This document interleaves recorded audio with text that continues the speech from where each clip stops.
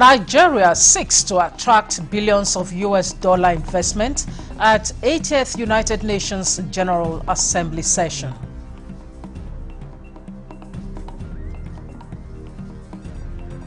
Ease of doing business. Nigerian Custom e-cargo clearance, enhancing efficiency and transparency. To streamline the process of management of our overtime cargo. Nigeria's film industry forges a path to attract $20 billion pan-African investment.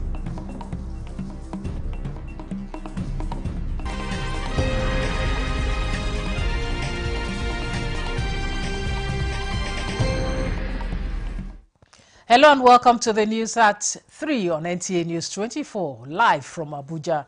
I am Stella Inameti. Thanks for joining us. Nigeria's Vice President Kashim Shettima is in New York for the 80th United Nations General Assembly session, leading Nigeria's delegation as directed by President Bola Tinubu.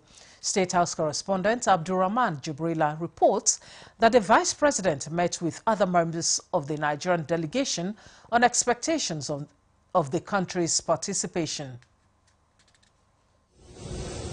Vice President Kashim Shettima arrives in New York, received at the JF Kennedy International Airport, welcomed by some members of the Nigerian delegation, as well as officials of the Nigerian mission in New York and other stakeholders.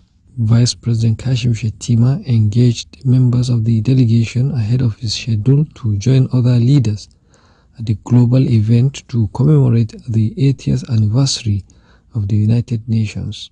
He would also deliver Nigeria's national statement on behalf of President Bola Tinubu and attend a special event on climate for heads of state and government to be hosted by the United Nations Secretary General. The topical issues that will clearly come up. So we've reiterated Nigeria's position, the conflicts in the Middle East, in Gaza, Israel, Palestine. There's the issue of Eastern Congo. There is the conflict in Sudan. The Vice President will be meeting with the Prime Minister of Sudan. He's also going to be participating in the African Union's Peace and Security Council meeting, which is going to be taking place. So in all is to push forward the Renewed Hope agenda, is to push forward the areas that we're focusing on for investment, is to push forward the reforms that the Nigerian economy has experienced in the last 2 years, and to make sure that all the friends of Nigeria in New York for this event are well versed in the position of where we are right now. And of course, we look at areas of strength, and of course, knowing fully that Nigeria is one of the leading economies in Africa, and of course, we know some of the very important reforms that were established at the beginning of our government in Nigeria that have really opened up a lot of opportunities, and of course, we believe this very important UN General Assembly will certainly further reposition Nigeria as one of the destinations for people to come invest in our own country. Vice President Shettima is also slated to attend the high-level roundtable of the global champions on adequate and affordable housing to be hosted by the President of Kenya on September 24th and attend other bilateral meetings and events. From New York, Abdurrahman Jubrila, NTA News. The federal government has activated economic empowerment program of more than 10 million women to achieve its $1 trillion economy. Nigeria's Minister of Women Affairs, Iman Suleiman Ibrahim, disclosed this at a high-level sideline event of the 2025 United Nations General Assembly in New York, themed Scaling Women's Economic Empowerment, Financing Inclusive Growth for Peace, Development and Human Rights, Lessons from Nigeria for Women project.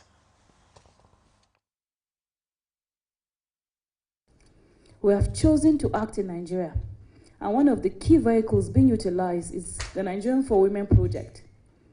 The Nigerian for Women project, under the leadership of His Excellency, Mr. President, President Bola Ahmed Tinubu, GCFR, is today the country's most significant women economic empowerment platform and the biggest investment by the government of Nigeria for women in collaboration with the World Bank. We remain firmly committed to building an enabling environment where women have equitable access to finance, skills, and markets that will allow them to fully contribute to national development. And when women thrive, families and communities and entire economies thrive. Reinvestments in women's empowerment are not only a moral imperative, they are an economic necessity for peace, prosperity, and shared growth. In my state, most of the programs of empowerment that we do, 70% of the beneficiaries are women. And we will continue to do that. The program is envisioned as a transformative, gender-responsive initiative that will directly impact women, children, families, and vulnerable persons across all 74 local government areas, providing a unified national platform to tackle systemic issues such as gender inequality, family instability, digital exclusion, child vulnerability, and economic disempowerment. The automation sensitization exercise for Nigeria's overtime cargo clearance, which aims to inform stakeholders of the system's benefits, is fostering collaboration among key players seeking enhanced efficiency and transparency. Adejoke Odeka completes the report. For years, Nigerian ports have grappled with cargo congestion, prompting the Nigeria Customs Service to introduce clearance ultimatums and task forces. Now, the Nigerian Customs has developed an overtime automation app to further enhance results for importers, exporters, and logistics operators. The e-clearance system will give you room to clear your cargoes, to request for clearance from the comfort of your office without necessarily writing applications and letters and going through zonal commands or the headquarters to submit your letters. Comptroller General of Customs Adewale Adeniyi underscores the importance of stakeholder awareness on the new system, highlighting it as pivotal for streamlining cargo operations and enhancing overall efficiency at Nigerian ports. Is to streamline the process of management of our overtime cargo, put in place transparency, make it easier for owners of those goods to access it within the stipulated time frame. The system is plug and play, and it is ready to roll on the current Bodogu system that we have. The Nigeria Customs Service Automation Initiative prioritizes process simplification, business facilitation, procedural transparency, and data integrity as core objectives, distinctly focusing on operational efficiency rather than revenue generation. In Lagos, Adejoke Odeka, NTA News.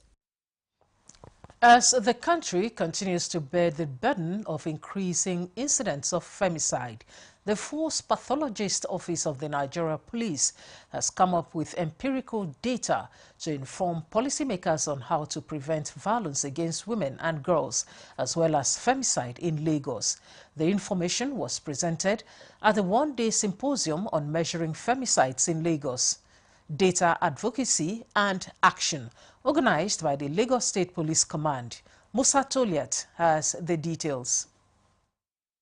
Every time a female gender is attacked and killed, the wheel of justice is activated and prosecution of perpetrator is imminent. Yet, the absence of reliable data on femicide rates in Nigeria highlights the challenge faced by security agents and civil society groups to predict and nip impending femicide in the bud. To address this data gap, the Force Pathologist Office of the Nigeria Police embarked on a 5-year retrospective analysis from 2020 to 2024 on Lagos State's femicide burden using the statistical framework developed by the United Nations Office on Drug and Crime and UN Women.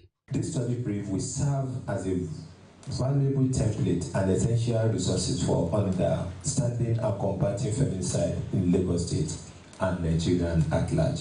Key findings showed that a total of 1,666 unnatural deaths involving males and females were reported to the State Criminal Investigation Department of the police during the study period. Intelligence gathering and data analysis, we need all that to be able to actually do our job appropriately, maintain law and order, protect the lives and property. The data is expected to boost criminal justice system in Lagos State. This kind of data will also help us to appreciate the reasons for the killing of women in all these heinous crimes. Stakeholders react to the findings presented by the Nigeria Police Pathologist Office. The body language of the police is that they take crimes against, they take violence against women and girls seriously. So this is a very welcoming development that we hope will lead to better legislation on femicide. The Nigeria Police say the data gathered will support evidence-based policy making, enhance accountability, and strengthen efforts to prevent femicide and gender-based violence across the country. We have been able to categorize out of the 350 female deaths, as 70 were femicides. And we've been able to actually also do what we call disaggregated variables of, that means the pattern of this femicide. Femicide is not something to be disregarded at all. We have trained the minds of our officers and equally their operational modalities to ensure that once before it occurs, we prevent them, because this dovetail from domestic violence before it leads into what is called a femicide. There was a consensus for government agencies, civil society organizations, and research institutions to work together to gather and maintain up-to-date statistics on gender-related killings. In Lagos, Musa Toliat, NTA News. Nigeria's trade is witnessing remarkable growth, driven by increasing volumes and expanding market reach. As the nation strengthens its position within Africa and beyond, stakeholders are exploring strategic ways to sustain this momentum, particularly by boosting trade from regions like the Southeast to international markets. Comfort Amodu reports. As Nigerians' trade volume and value continue to grow, key industry players are actively deploying strategies to sustain this upward trajectory and expand the country's trade footprint.